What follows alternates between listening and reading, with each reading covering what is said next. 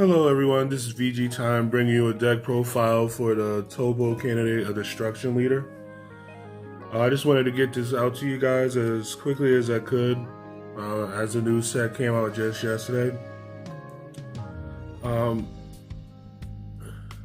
anyway, this is going to be a little longer deck profile, so if you want to see the whole list of the deck laid out in its entirety, follow me over on Instagram at the name in the description so that you'll be able to see what's going on with this deck and the progress of other decks that I've made on this channel and where it's going.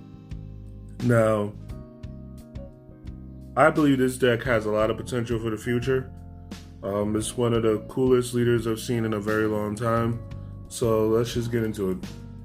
So Toppo has the effect when he attacks, he draws a card. Doesn't really matter what he attacks, so that's what makes it really good. He can attack battle cards, leader cards, or Unisons to draw that card. And then, when he awakens, he could either awaken at 4 life or less, or he could awaken if you have a 2-cost yellow, a 2 specified cost yellow Unison in play. And when he does, he untaps 2 energy, and he takes life until you go to 6. So in the case where you awaken with the Unison, if you play that Unison and you still had 8 life, you would effectively untap 2 Drew 2. But the backside is where he's really nuts. That's where he becomes this candidate for destruction. And he also has an attack, draw a card like most leaders do.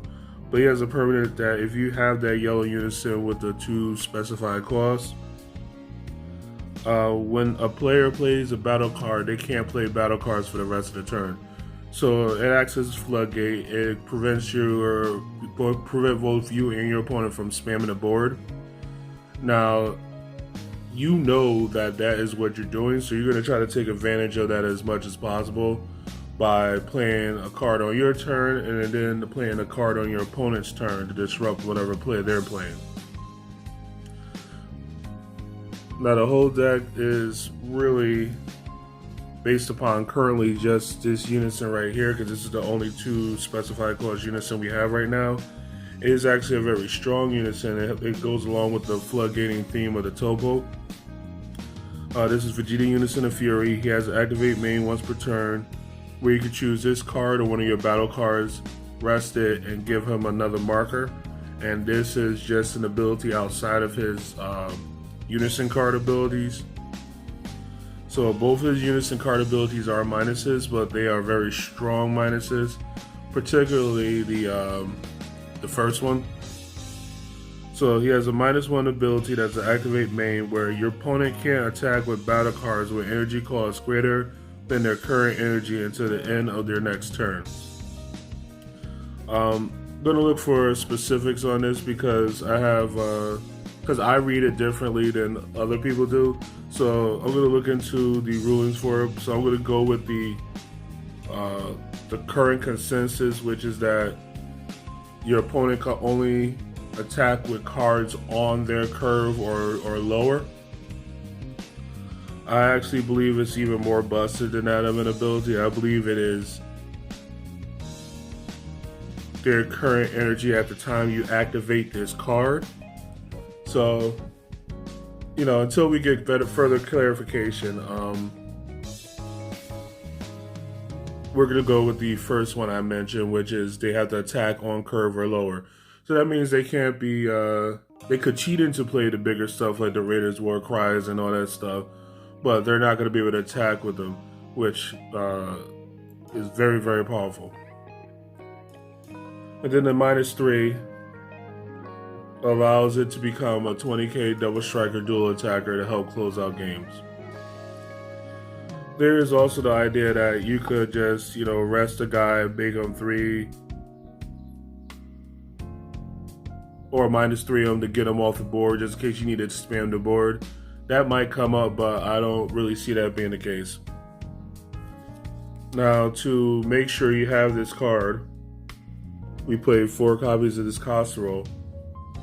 So casserole searches the top 5 for the Unison or for U11 that's 4 or less, and adds it to your hand. He also has the effect that when you switch to rest mode by another card effect, you can switch one of your opponent's battle cards to rest mode. Both of which are really cool effects. So you want to open that Unison or open a casserole to hopefully get you to the Unison, because if not, the deck kind of falls apart. So there's a lot of ways you can build this deck. Some people are building it yellow, some people are playing it yellow-blue. I don't see why the deck would not be yellow-green. So because it's yellow-green, I play 3 copies of Analyzer, Ignore Energy Exhaust card. And then our in-game is 3 copies of this Jiren right here, who is a house. Before, it was kind of hard to play the Jiren, or at least justify it, because it was cheaper cards that do similar things. Not quite as well as Jiren, but did it faster than Jiren. Now, since we're playing this Toppo and we're floodgating both ourselves and our opponent, you have the time to get to 5 in order to win the game with Jiren.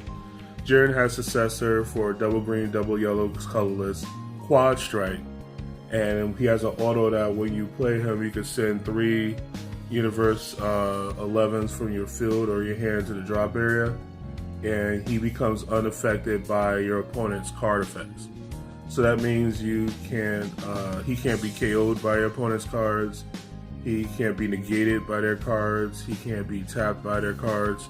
There are exceptions though, because that auto happens, I believe, in play. So they can hit him with a counter play such as Crusher Ball, but he's unaffected by counter plays like Chomper the Trickster.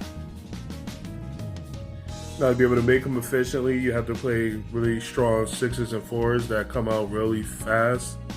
So we start out with 4 copies of Broly. Broly we play on our opponent's turn due to Arrival, and when Broly comes down, he pops a battle card that's on curve or greater than their curve that your opponent has, so equal or greater to their energy. Or he could tap one of their cards and draw a card, so that includes their energy, their leader, and whatnot.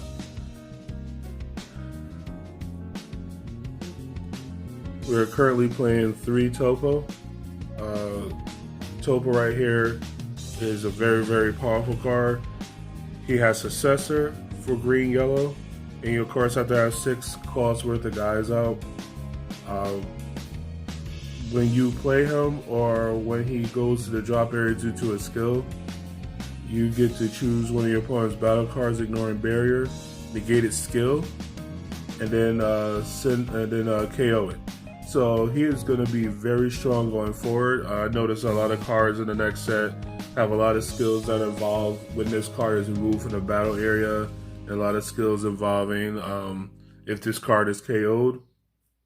Toppo axes all that, as well as dealing with cards that, of course, has barrier, has indestructible, has pseudo indestructibility like the Majin Buu 6-drop. Now we also, like I said, had to play efficient 4-drop, so we played 2 copies of this counterplayed Belmod. This guy is actually very, very strong. So if you have the Unison in play, with the specified cost of 2 and all that good stuff that the deck is built around, this Belmod acts as a Crusher Ball on counterplay. He is also a counter attack if you chose to do so, but he has a different skill on counter attack. He's a negate that also allows you to choose one of your opponent's battle cards and negate its skill. So you don't have to choose the battle card that's attacking or the card that's attacking. You could choose any of their battle cards, so if they attack a little bit out of sequence, you could punish them really hard about it. So for instance, if they play out some big bomby creature but has deflect or something like that, and then they swing with their leader to get a card so they'll have more cards to combo with, you can negate with, say, the Belmod, put it into play, wipe the double, triple, quad, critical, whatever that's on that other guy, and then their creature becomes basically a vanilla. We played 2 of this green Belmod. Main reason for this, even though we don't spam the board as hard as like the Jiren version of green yellow, 2 reasons why he's in the deck. 1, you could just always sack some cards and just make them if you absolutely needed to get to 4. The other reason is because of Arrival. I needed to have some green cards to be able to combo with. This Belmont though is very strong. You could sack 3 guys in order to play him without paying his cost. So if anything, he could always become free. When he comes into play, he pops a battle card and he has blocker. So good card. Ribrianne. She is our rival for solitary green. When she comes into play or she's sent to the drop area due to a skill, you could pop a 4-drop or less. That's pretty much self-explanatory. Then 2 copies of Dispo. Dispo has Successor for a yellow. So you sack 4 costs worth of guys. And when he comes into play or is sent to the drop area by a skill, you draw a card. So both of these guys are 1 cost 4Ks. Gotta respect it. Currently running 3. Toppo, 2-drop. He's a 2-drop, but when he comes into play, his permanent kicks in. He becomes a 4-drop. So again, efficient 4s and 6s.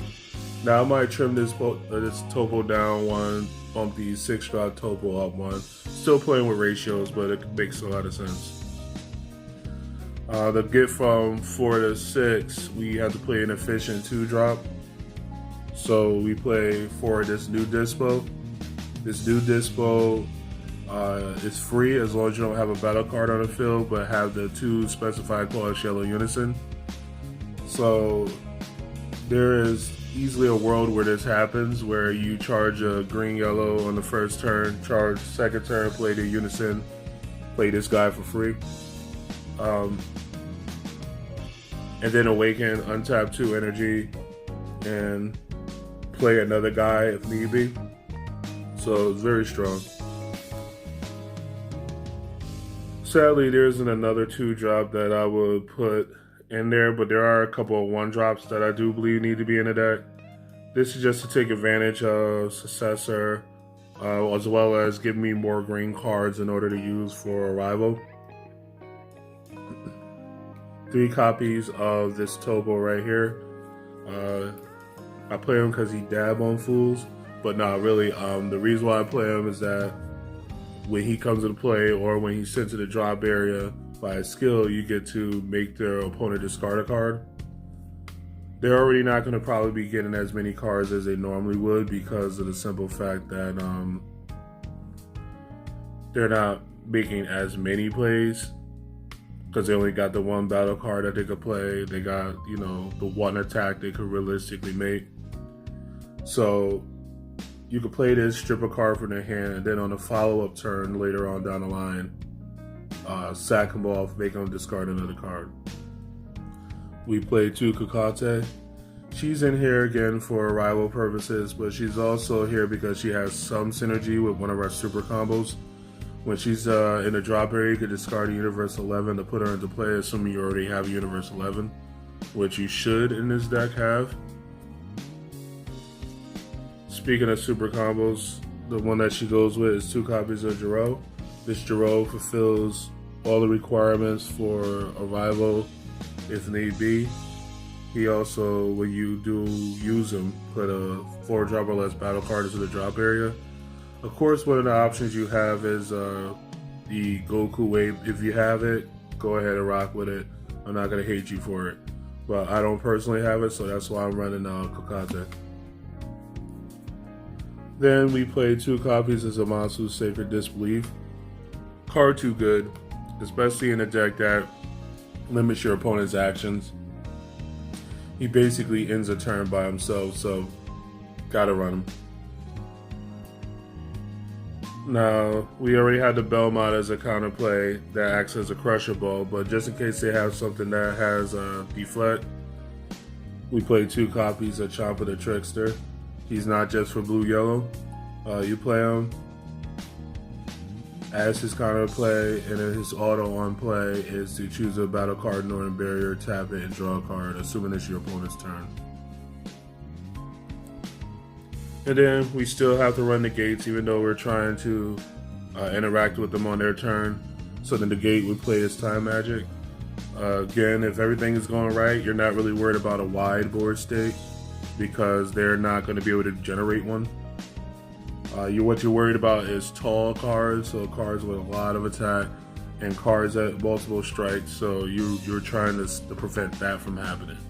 Main reason why you're trying to prevent that is because double, triple, quad, whatever strike does a number on your Unison card, and you cannot combo out of it. So you just want to make sure you can stop that attack, whatever it may be, and then follow up with a play that's going to remove that threat from the table. So again, keep your eye out. I'm going to have some gameplay footage of this so that you can see how the deck is supposed to work. Hopefully it works out as well as I think it does. Keep your eye glued to this channel, because as I make adjustments to this deck, I'll give you little updates here and there. Not too long of videos, but like just little updates, maybe even just a quick video panning over the final draft of the deck. So again, thank you for paying attention to this. Follow me on Instagram. If you were over there, you would have saw me going live with openings and stuff like that. So if you're not following me, you're definitely lacking in these streets. You do not want to be caught lacking in these streets. Thank you for watching today's video. Please like, comment, and subscribe. Check out other videos on this channel, and follow me on Instagram at the name below in the description. This is VG Time, signing out.